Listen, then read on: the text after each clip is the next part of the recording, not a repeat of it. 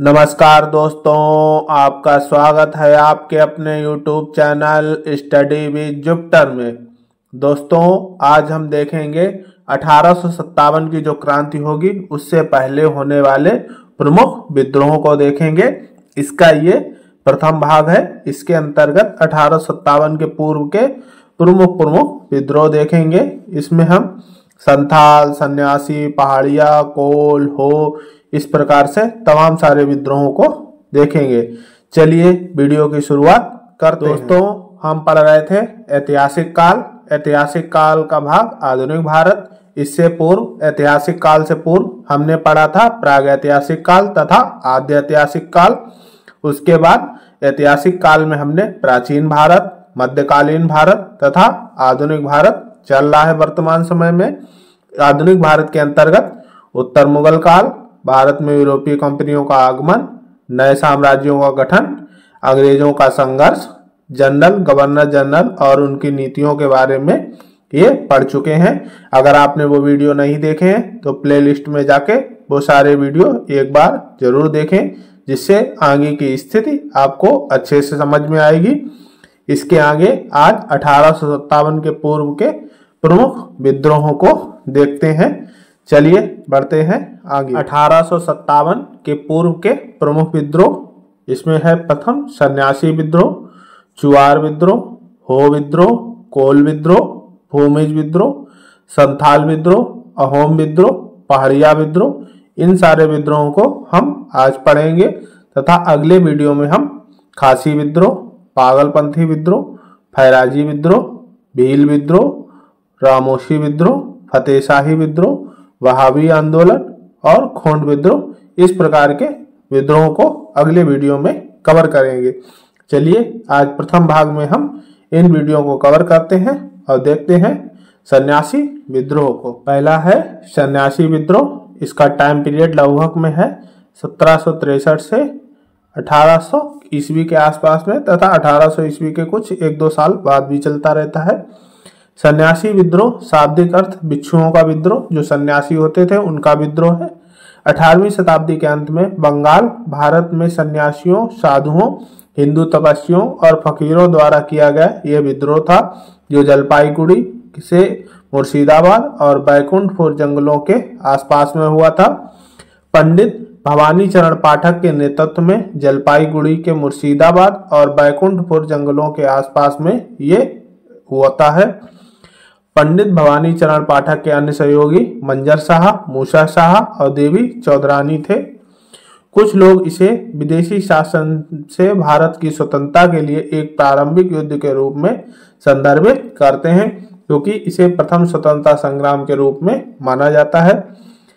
क्योंकि सन 1764 में बक्सर की लड़ाई के बाद एकत्र करने का अधिकार ब्रिटिश ईस्ट इंडिया कंपनी को दे दिया गया था, जो राजस्व वगैरह अब ब्रिटिश ईस्ट इंडिया कंपनी कर रही थी तथा उसके खिलाफ में ये पहला आंदोलन था।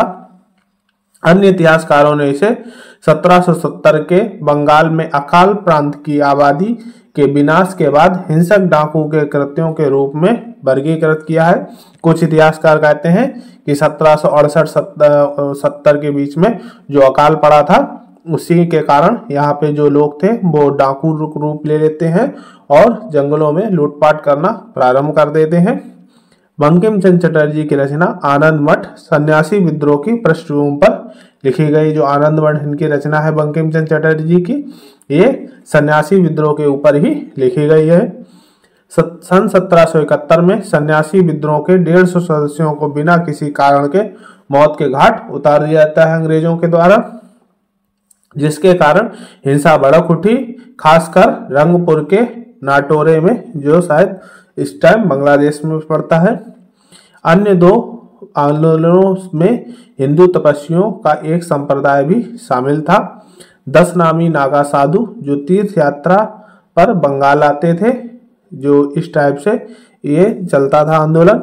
इस विद्रोह का अंत जो था वारेन हेस्टिंग ने किया था। जो वारेन हेस्टिंग होता है उस टाइम बंगाल का गवर्नर, उसके बाद गवर्नर जनरल बनता है, तो ये इसी के द्वारा इसे अंत किया जाता है। चलिए आगे अगला है चुआर विद्रोह। समय है इसका सन 1771 से 1809 के बीच में। स्थान है इसका पश्चिम बंगाल के मिदनापुर, बांकुरा और मानभूम जिले में। पश्चिम बंगाल में भी ये भी लगभग होता है। कारण ईस्ट इंडिया कंपनी की भूमि, राजस्व नीतियां, आर्थिक संकट, भूमि कर अत्यधिक बढ़ोतरी, जो भूमि कर में अत्यधिक बढ़ोतरी होती है, तथा ईस्ट इंडिया कंपनी की राजस्व नीतियां अच्छी नहीं होती हैं। हमने देखा था अकाल के कारण ये जो कर होता है उसे दोगुना कर देते हैं। इसका नेतृत्व करते हैं जगन्नाथ सिंह पातर, दुर्जन सिंह रानी शिरोमणि, बैजनाथ सिंह, रघुनाथ सिंह और गंगा नारायण सिंह। ये गंगा नारायण सिंह आगे एक विद्रोह में फिर से आपको देखने को मिलेंगे। चुआड़ विद्रोह को जंगल महल विद्रोह भी कहा जाता है। ये चुआड़ विद्रोह है, इसे जंगल महल विद्रोह के नाम से भी जाना जाता है। यह विद्रोह ईस्ट इंडिया कंपनी के शासन के खिलाफ आदिवासी निवासियों ने किया था। इस विद्रोह में चुआड़ और पैक वंशानुगत पुलिसकर्मी के नेतृत्व में किया गया था। चुआड़ विद्रोह के बारे में कुछ खास बातें हैं, उनको देखते हैं। चुआड़ शब्द का इस्तेमाल बंगाल में स्थानीय आदिवासियों के लिए किया जाता था। जो स्थानीय जनजातियां होती थी आदिवासी, उनके लिए चुआड़ शब्द का प्रयोग किया जाता था। चुआड़ों ने अपनी खेती की जमीनों को फिर से अपने कब्जे में लेने की मांग की थी। जमींदारों ने ब्रिटिश अधिकारियों के साथ सहयोग करने से इनकार कर दिया था तथा विद्रोह को छेड़ दिया था। इस कारण से यह चुआड़ विद्रोह होता है। चलिए अगला विद्रोह, इसी क्रम में अगला विद्रोह है हो विद्रोह। समय इसका है 1527 से 1531 ईस्वी में। स्थान है बिहार में। कारण अंग्रेजों की भूमि, राजस्व नीति और बंगाल समुदाय में बिहार में प्रवेश, जो बंगाली समुदाय था उसका बिहार में प्रवेश होता है। इस कारण यह बिहार में विद्रोह होता है, हो विद्रोह। हो विद्रोह सिंह भूमि क्षेत्र में हुए एक जनजातीय विद्रोह के नाम से था। यह विद्रोह शोषण और अत्याचार से आजाद होकर जनजाति ने किया था। इस विद्रोह की शुरुआत 1727 में होती है। जो शोषण हो रहा था, अत्याचार हो रहे थे, उससे अत्याचार से मुक्त होने के लिए जो हो जनजाति होती है उसके द्वारा इस विद्रोह को प्रारंभ किया जाता है। हो जनजाति भारत की मुंडा जनजाति है उसका एक समूह है, जो भारत के झारखंड राज्य के सिंहभूम जिले तथा पड़ोसी राज्य उड़ीसा के क्योंझर, मयूरगंज, जाजपुर जिलों में निवास करती है। ब्रिटिश काल में इसे लड़ाका कोल भी कहा जाता था। जो हो जनजाति है उसे लड़ाका कोल के नाम से जाना जाता था। इस विद्रोह को दबाने के लिए अंग्रेजों ने बड़े पैमाने पर सैन्य कार्रवाई की। इस विद्रोह को दबाने के लिए बैरकपुर, दानापुर और गोरखपुर से सेनाएं भेजी जाती हैं। वर्तमान झारखंड में, पहले वो बिहार का ही हिस्सा था। इस विद्रोह में विद्राय, मानकी और सुरंगा मुंडा को पकड़कर जेल भेज दिया जाता है। इन लोगों को जेल भेज दिया जाता है, जो नेता होते हैं इसके हो जनजाति के। इस विद्रोह के बाद में अंग्रेजों ने छोटा नागपुर क्षेत्र में कई प्रशासनिक सुधार किए। अंग्रेजों ने जमीन की खरीद बिक्री और पट्टे पर रोक लगा दी। अंग्रेजों ने डायन प्रथा, जादू टोना, भूत प्रेत जैसी सामाजिक बुराइयां थी उनको दूर करने के लिए काफी सारे प्रयास करते हैं। चलिए इसी क्रम में अगला विद्रोह देखते हैं। कोल विद्रोह, यह छोटा नागपुर के आदिवासी कोल लोगों का विद्रोह था। जो छोटा नागपुर क्षेत्र में आदिवासी थे, अभी हो थे, अब इसके बाद ये कोल आते हैं। ये आदिवासी क्षेत्र उसी के आसपास था, छोटा नागपुर के। ब्रिटिश अभिलेखों में कोल विद्रोह के रूप से भी इसे जाना जाता है। जो विद्रोह हुआ था छोटा नागपुर के आसपास में, जो 1831 से 1832 के बीच में चला था। खिलाफ दीकू के खिलाफ, दीकू कौन था? जो बाहरी व्यक्ति होते थे उन्हें दीकू बोलते थे। दीकू कौन कौन थे? अंग्रेज और जो जमींदार थे वो दीकू कहलाते थे। नेता इसके नारायण राय और बुद्धू भगत, ये बुद्धू भगत प्रमुख नेता थे कोल विद्रोह के। ईस्ट इंडिया कंपनी द्वारा शुरू की गई भूमि पर स्वामित्व और प्रशासनिक प्रणालियों द्वारा लाए गए आर्थिक शोषण के कारण ये विद्रोह होता है। मुंडा, उरांव, हो और भूमि सहित छोटा नागपुर के आदिवासी लोगों को कोल कहा जाता था। जो कोल है, कोल के अंतर्गत कौन कौन सी जातियां आती थी? मुंडा, उरांव, हो और भूमिज, ये सारे विद्रोह हमने पढ़े थे। उसी में ये कोल विद्रोह है, ये सारे मिलाकर कोल विद्रोह कहलाता था, क्योंकि इसमें इसके आसपास कोयला बहुत मात्रा में पाया जाता है। कोल ने बुद्धू भगत, जोआ भगत, जेदाई, मानकी और अन्य विद्रोह के जो नेतृत्वकर्ता थे, ये प्रमुख विद्रोह के नेतृत्वकर्ता थे। बुद्धू भगत, जोआ भगत, झिंझदाई, मानकी, ये प्रमुख नेता थे। हिंदू, मुस्लिम और सिख जैसे गैर आदिवासियों द्वारा आदिवासी क्षेत्रों पर बढ़ते अतिक्रमण से कोल बेचैन हो उठे। नए गैर आदिवासी जमींदारों ने जबरन श्रम कराया, जुर्माना लगाया और अक्सर उनके मवेशियों को जब्त कर लेते थे। जो आदिवासी होते थे उनके मवेशियों को जब्त कर लिया जाता था। कोल विद्रोह 1831 में शुरू हुआ, जब 2 सिख ठेकेदारों के खेत को लूट लिया गया और जला दिया गया। जो कोल विद्रोह होता है, जो सिख ठेकेदार होते हैं उनके क्या करते हैं, जो खेत होते हैं उसे लूट लेते हैं और जला देते हैं। 1832 में सशस्त्र बलों और आदि को वासियों कोल विद्रोह के बीच झड़पें शुरू हो जाती हैं। सन 1832 में सशस्त्र बलों द्वारा ये युद्ध प्रारंभ होता है। चलिए इसी क्रम में विद्रोह को आगे देखते हैं, कोल विद्रोह को। अंग्रेजों के अनुसार कोल विद्रोह की क्या धारणा रखते थे अंग्रेज? उन्होंने शुरू में सिख और मुस्लिम ठेकेदारों को लूटा और मार डाला, जो विभिन्न तरीकों से कर एकत्र करते थे। बाद में उन्होंने आसपास के गांवों में हिंदुओं को लूटना और मारना शुरू कर दिया और उनके घरों को जलाना शुरू कर दिया। थॉमस विल्सन द्वारा विद्रोह के नेताओं और उनके अनुयायियों की हत्या की गई। कई नेताओं को गिरफ्तार करके इसको दबाया गया है। ये अंग्रेजों के अनुसार स्टेटमेंट था कि थॉमस जो विल्सन होते हैं उनके द्वारा जो विद्रोह के नेता होते हैं उन्हें गिरफ्तार करके और ये विद्रोह को दबाया जाता है। चलिए इसी क्रम में अगला विद्रोह देखते हैं, भूमिज विद्रोह। भूमिज विद्रोह या भूमिज विद्रोह, ये गलत छप गया दोबारा। भूमिज विद्रोह, जिसे गंगा नारायण का हंगामा भी कहा जाता है, सन 1832 से 33 के दौरान तत्कालीन बंगाल के राज्य मिदनापुर जिले में धालमूभूम और जंगल महल क्षेत्रों में भूमिज आदिवासियों द्वारा यह विद्रोह किया जाता है। इनका प्रतीक चिन्ह ये होता था भूमिज विद्रोह के। इसके नेतृत्वकर्ता गंगा नारायण सिंह थे। पहला भूमिज विद्रोह 1769 में बड़ा भूम और धूलमल में हुआ था तथा 1798-99 ईस्वी में भूमिजों का बड़ा विद्रोह होता है। इसके बाद गंगा नारायण सिंह के नेतृत्व में 1831 से 33 में भूमिजों का एक संगठित विद्रोह होता है। ये काफी लंबे समय तक चलता है भूमिज विद्रोह।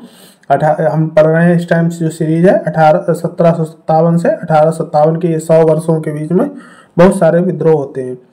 यह भारतीय इतिहास का पहला संगठित विद्रोह था, जिसे चुआड़ विद्रोह भी कहा जाता है। जो भूमिज विद्रोह है इसे चुआड़ विद्रोह के नाम से भी कहीं कहीं जाना जाता है। चलिए भूमिज विद्रोह को और देखते हैं। भूमिज विद्रोह के बाद सन 1833 के नियमन आता है 8 के तहत शासन प्रणाली में व्यापक परिवर्तन हुए। राजस्व राजनीति में परिवर्तन हुआ और छोटा नागपुर को दक्षिण पश्चिम सीमांत एजेंसियों के एक भाग के रूप में स्वीकार कर लिया गया। इस प्रकार से ये भूमिज विद्रोह का अंत किया जाता है। अगला इसी में आता है संथाल विद्रोह। प्रमुख विद्रोह है संथाल विद्रोह। इससे क्वेश्चन बनते हैं बहुत ज़्यादा। ये 55-56 से ठीक पहला भारतीय स्वतंत्रता संग्राम 1857 के जस्ट पूर्व में होता है। संथाल विद्रोह, जिसे संथाल हुल के नाम से भी जाना जाता है। इसके कारण क्या क्या थे? भूमि का छीना जाना, खुदकट्टी की समाप्ति, वन अधिकारों में कमी, दीकुओं से घृणा। ये जो संथाल लोग होते हैं दीकुओं से मतलब बाहरी व्यक्तियों से घृणा करते थे। बेगारी करा जाना, जबरदस्ती काम कराते थे, उसका कोई मूल्य भी नहीं देते थे। इन सभी कारणों के कारण संथालों ने विद्रोह कर दिया।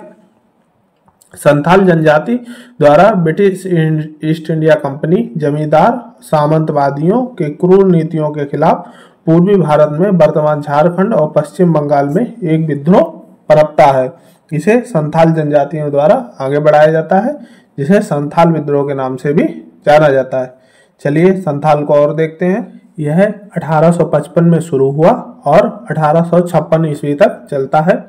विद्रोह का नेतृत्व 4 मुर्मू भाइयों सिद्धू, कान्हू, चांद और भैरव ने ये किया और 2 जुड़वा मुर्मू बहनों फूलो और झानो ने इसका नेतृत्व किया था। विद्रोह के दौरान संथाल नेता लगभग 60,000 संथाल समूहों को संगठित करने में सक्षम था, जिसमें 1500 से 2000 लोग एक समूह बनाते थे। जो 60,000 लोग थे उसमें लगभग 20 से 25 समूह थे जो मतलब पूरा अगुवाई कर रहे थे। विद्रोह की जानकारी और हथियार प्रदान करने के रूप में ग्वाला और लोहार जैसे गरीब लोगों द्वारा ये समर्थित किया गया। जो औजार उपकरण थे विद्रोह के लिए, युद्ध लड़ने के लिए, वो ग्वाला और लोहारों द्वारा लाठी डंडा और जो औजार बनाए जाते थे वो प्रदान किए जाते थे। सिद्धू और कान्हू के मारे जाने के बाद में अंततः विद्रोह को दबा दिया गया। जो 4 भाई थे उसमें से सिद्धू और कान्हू मारे जाते हैं, उसके बाद विद्रोह को दबा दिया जाता है।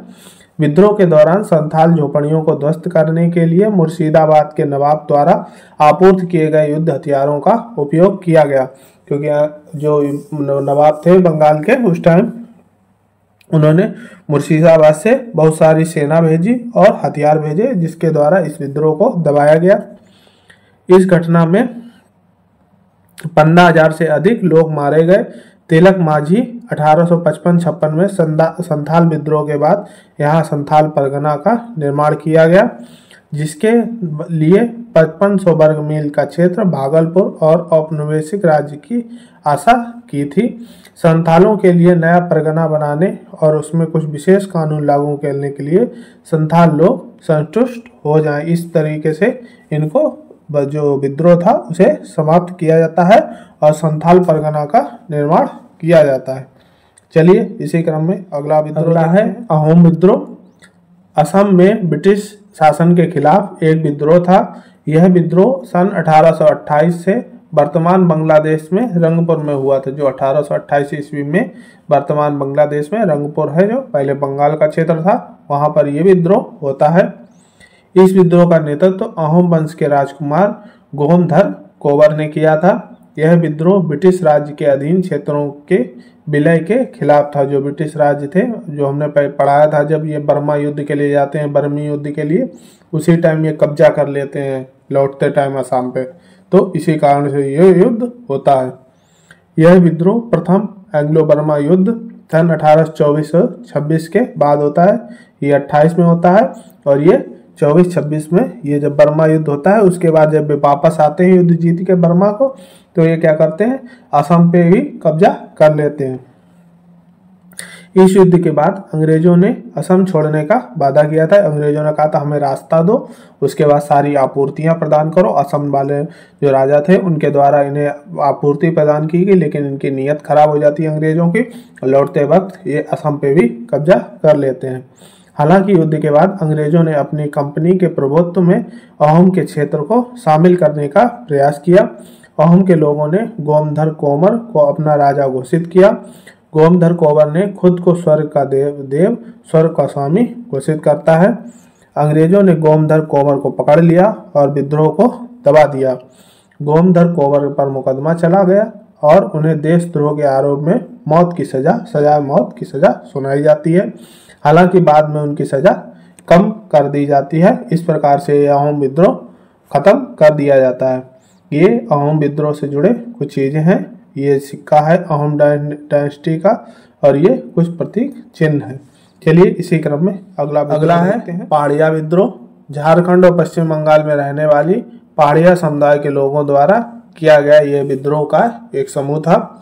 जगन्नाथ देव के नेतृत्व में सन 1770 से 1776 के बीच पहाड़िया विद्रोह प्रारंभ होता है। रूप नारायण देव ने ब्रिटिश विरोधी गतिविधियां की थी। उनका विद्रोह सन 1803 ईस्वी तक जारी रहता है।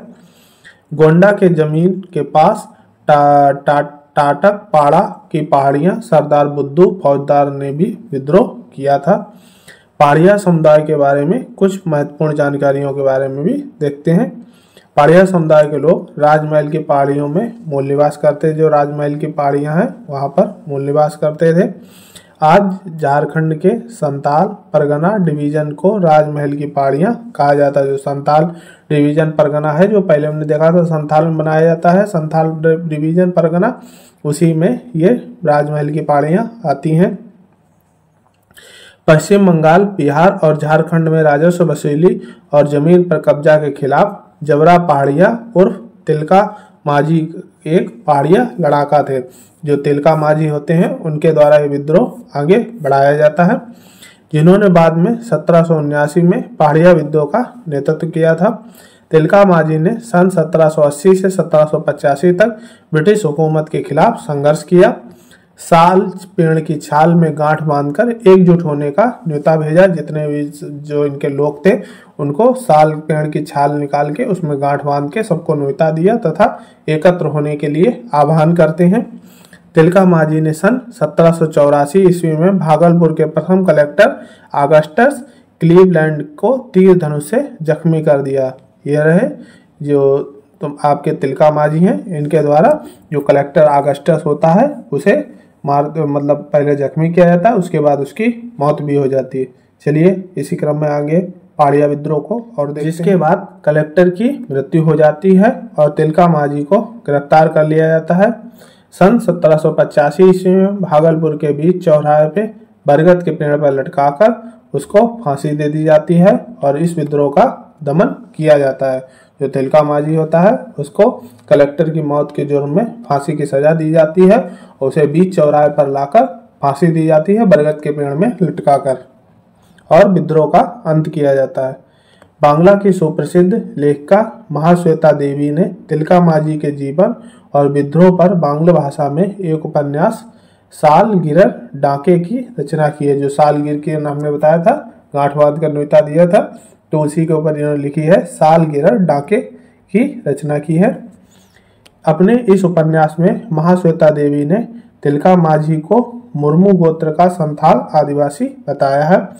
यह उपन्यास हिंदी में सालगिरह के पुकार पर नाम से अनुवादित और प्रकाशित हुआ है। जो उपन्यास है उसका हिंदी में अनुवाद किया गया है, सालगिरह की पुकार।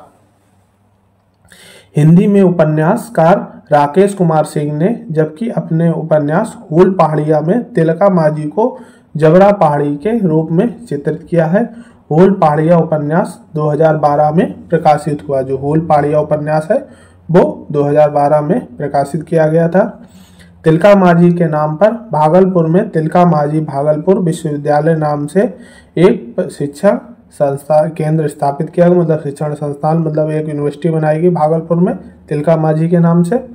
हिंदी उपन्यासकार राकेश कुमार सिंह ने अपने उपन्यास हूल पहाड़िया में ये शायद रिपीट हो गया है दोबारा, ये काट दीजिएगा, माफ कीजिएगा, ये दोबारा रिपीट हो गई लाइन। ये आप देख सकते हैं, इस प्रकार से ये तिलका माझी तथा पहाड़िया विद्रोह के बारे में था। अब बचे हुए जो विद्रोह हैं उसे हम अगले वीडियो में कवर करेंगे। आज के लिए इतना ही। वीडियो अच्छा लगा हो तो लाइक करें, सब्सक्राइब करें। आज के लिए इतना ही, धन्यवाद।